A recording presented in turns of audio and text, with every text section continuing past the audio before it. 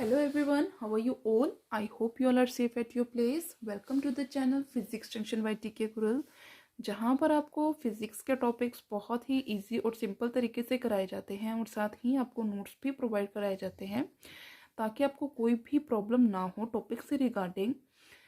हमारे पास जो यूनिट था प्रॉपर्टीज ऑफ बल्क मैटर, उसका जो सेकंड पार्ट था हाइड्रोस्टैटिक्स, वो कंप्लीट हो चुका है। कुछ इंपॉर्टेंट क्वेश्चंस मैंने अपनी प्रीवियस वीडियोस में भी डिस्कस किए हैं। आज भी कुछ इंपॉर्टेंट क्वेश्चन है जो मैं आपके साथ डिस्कस करना चाहती हूँ। हमारा जो फर्स्ट क्वेश्चन है वो है, it is better to wash clothes in a hot soap solution why. कि जो हमारे कपड़े होते हैं उन्हें हॉट सोप सॉल्यूशन में धोना ज़्यादा बेटर होता है, क्यों? देखो, जो हमारा सोप सॉल्यूशन होता है उसकी सरफेस टेंशन कम होती है as compare to the ordinary water. जो सिंपल पानी है उससे सोप सॉल्यूशन की सरफेस टेंशन कम होती है। जब हम उसको हीट कर देते हैं, गर्म कर देते हैं, हॉट सोप सॉल्यूशन जब बन जाता है तो उसकी सरफेस टेंशन और भी ज़्यादा कम हो जाती है। सरफेस टेंशन कम होने की वजह से क्या है, वो ज़्यादा एरिया तक, ज़्यादा सरफेस एरिया तक जो है फैल सकता है।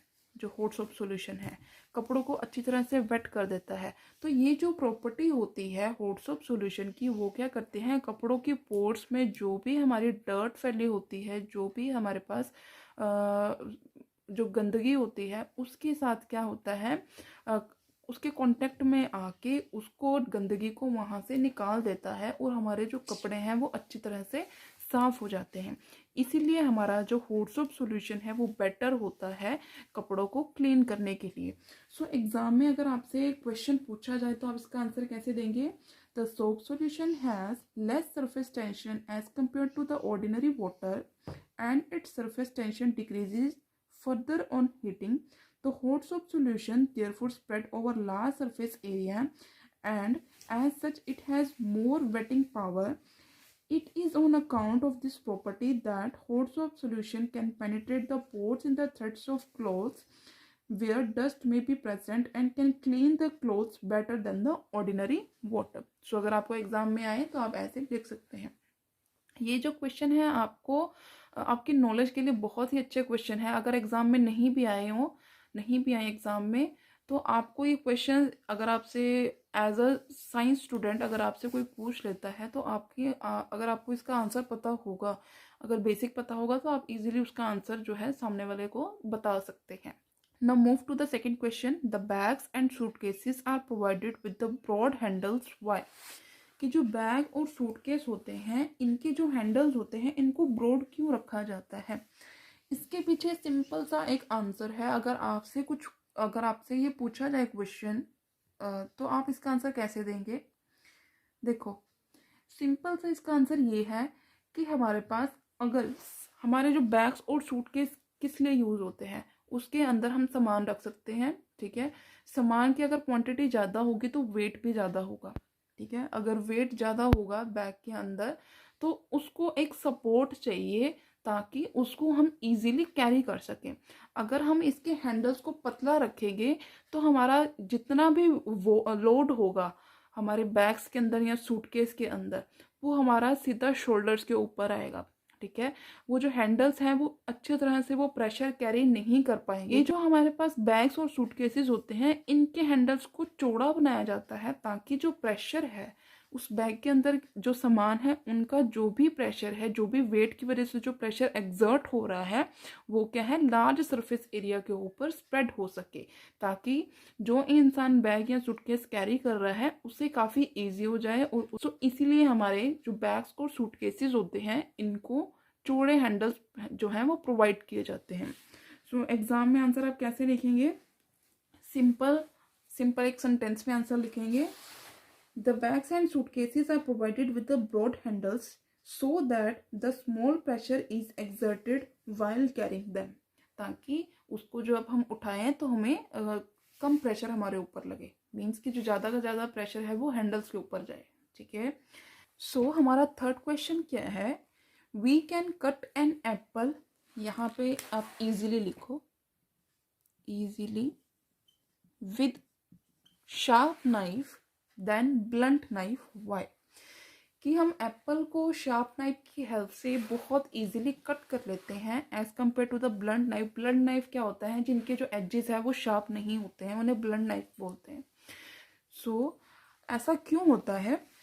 जो सरफेस एरिया होता है हमारा शार्प नाइफ का वो कम होता है, सरफेस एरिया कम होता है as compare to that of blunt knife, जिसकी वजह से हमारे पास, हमें पता है जो प्रेशर होता है हमारा that is equals to force upon area. Force upon area की इक्वल होता है। तो हमारे पास फॉर अ गिवन फोर्स जो प्रेशर है वो भी क्या होगा, ज़्यादा होगा। तो इसलिए हमारे पास, अगर हम बात करते हैं ब्लंट नाइफ की, उनका क्या होता है, सरफेस एरिया ज़्यादा होता है। सरफेस एरिया ज़्यादा होने की वजह से प्रेशर क्या होगा, कम होगा। ठीक है। अगर हम शार्प नाइफ की बात करते, एक बार दोबारा बता रही हूँ, अगर हम शार्प नाइफ की बात करते हैं, शार्प नाइफ में क्या होता है, अगर फोर्स हमारा ज़्यादा लगेगा तो वहाँ पे प्रेशर भी क्या होगा, ज़्यादा होगा। या आप दूसरे तरीके से समझ लो कि सरफेस एरिया शार्प नाइफ के केस में कम होता है देन ब्लंट नाइफ। वहाँ पे क्या होगा, सरफेस एरिया अगर ज़्यादा होगा, सॉरी सरफेस एरिया अगर कम होगा तो वहाँ पे प्रेशर क्या होगा, ज़्यादा होगा। तो इसीलिए हम क्या करते हैं, इजीली हम एप्पल को कट कर सकते हैं शार्प नाइफ की हेल्प से। उसी तरह अगर हम सेकेंडली बात करते हैं ब्लंट नाइफ की, ब्लंट नाइफ में सरफेस एरिया क्या होता है हमारा, ज़्यादा होता है। सरफेस एरिया ज़्यादा होने की वजह से वहाँ पे प्रेशर क्या होगा, कम होगा, क्योंकि यह दोनों क्या है, एक दूसरे के इन्वर्सली प्रोपोर्शनल है। इसीलिए जो एप्पल है उसे शार्प नाइफ की हेल्प से हम क्या कर सकते हैं, इजीली कट कर सकते हैं as compare to that of blunt knife. So अगर आपको एग्जाम में इसका आंसर लिखना हो तो कैसे लिखेंगे, we know that the area of sharp edged knife is much less than the area of blunt edged knife since pressure is equals to force upon area, therefore for a given force pressure will be more for the sharp edge than the blunt edge knife. That is why it is easy to cut an apple with a sharp knife than with the blunt knife. ठीक है। उसके बाद हम बात कर लेते हैं next question की, question number 4। It is difficult for a man to walk bare footed on sand, why? कि सैंड के ऊपर, रेत के ऊपर नंगे पैर घूमना, चलना डिफिकल्ट होता है, ऐसा क्यों होता है? और अगर हमें इसे डिफिकल्टी को ओवरकम करना है, रिमूव करना है, तो हम कैसे कर सकते हैं, ये भी हम देखेंगे। जब एक पर्सन बेयर फुटेड रेत के ऊपर चलेगा, नंगे पैर रेत के ऊपर चलेगा, तो रेत क्या करेगी, पैर की उस बॉडी के वेट की वजह से या प्रेशर की वजह से जो पैर होता है वो धंस जाता है रेत के अंदर, जिसकी वजह से क्या होगा, अब चलने के लिए हमारे पास एक, मतलब अगर पैर हमारा धंस गया है उस रेत के अंदर तो वहाँ पे एक रिएक्शन भी होना चाहिए वहाँ से बाहर निकालने के लिए। लेकिन जब वो रिएक्शन अप्लाई किया जाता है तो हमारा पैर जो है वो और ज़्यादा उसके अंदर डीप चला जाता है, तो जिसकी वजह से जो उसके ऊपर चलना, रेत के ऊपर चलना इजी नहीं हो पाता है। तो इस प्रॉब्लम को ओवरकम करने के लिए हमें क्या करना पड़ता है, अगर हम एक वुडन का एक शीट उसके ऊपर, रेत के ऊपर रख दें तो हम इजीली उसके ऊपर चल सकते हैं। ऐसा क्यों होता है कि जो प्रेशर है वो ज़्यादा एरिया के ऊपर स्प्रेड हो चुका है, एक पर्सन का जो प्रेशर है वो ज़्यादा एरिया के ऊपर स्प्रेड हो चुका है। क्योंकि रेत के केस में ऐसा नहीं है, अगर हम एक पर्टिकुलर पोजीशन के ऊपर, पर्टिकुलर जगह के ऊपर पैर रखेंगे ना तो हमारा पैर वहीं पे ही धंसेगा, वो ओवरऑल पूरे सरफेस के ऊपर वो जो प्रेशर है वो नहीं आएगा।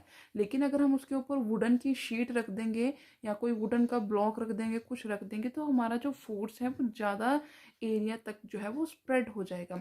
तो इसीलिए उस रेत के ऊपर चलना ईजी हो जाता है as compared to the barefoot on the sand.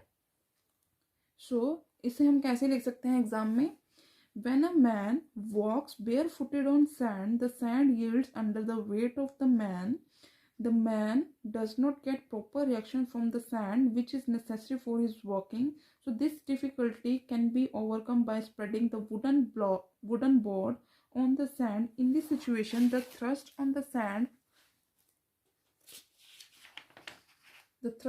sand due to our weight will get spread over the whole area of the board, and hence a very small pressure is exerted on the sand.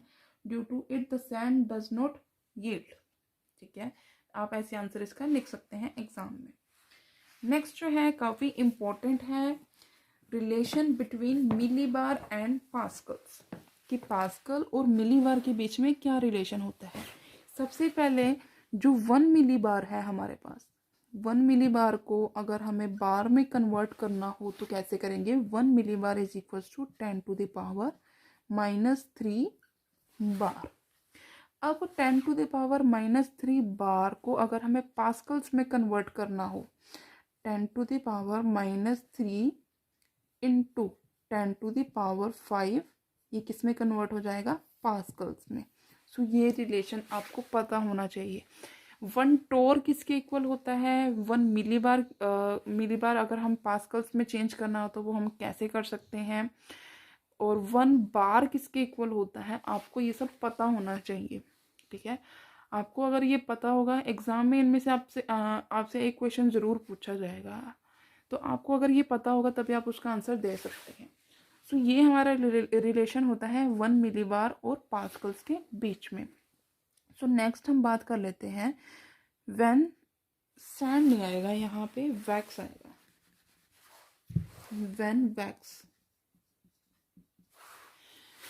When wax is rubbed on the cloth become waterproof. Why?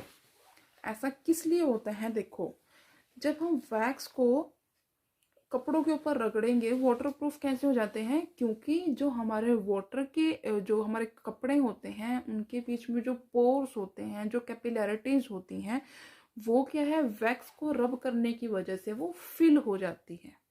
एक बार दोबारा बता रही हूँ, ऐसा क्यों होता है, क्योंकि जब हम वैक्स को कपड़ों के ऊपर रब करेंगे तो उससे क्या होगा कि जो कैपिलरीज होंगी कपड़ों की, पोर्स होंगे, होल्स होंगे, वो क्या है, फिल हो जाएंगे वैक्स से, जिसकी वजह से अगर हम उस वैक्स के ऊपर पानी डालेंगे तो पानी जो है उस सरफेस के ऊपर नहीं रुकेगा और वो आगे चला जाएगा, जिसकी वजह से हमारे जो कपड़े हैं वो हमें क्या लगते हैं, वाटरप्रूफ हो जाते हैं वैक्स को रब करने के बाद।